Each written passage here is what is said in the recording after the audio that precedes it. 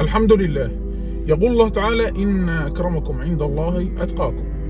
يروى أن عمر بن الخطاب رضي الله عنه رأى رجلا يقول متفاخرا: أنا ابن بطحاء مكة، أي أنه من أهل مكة وأشرافها، فتوقف عليه وقال: إن كان لك دين فلك كرم، وإن كان لك عقل فلك مروءة، وإن كان لك علم فلك شرف، وإلا فأنت والحمار سواء. أي أن التفاخر بالأنساب بلا علم أو عقل أو كرم لا يزيد من قدر الإنسان شيء، لا في الدنيا ولا الآخرة.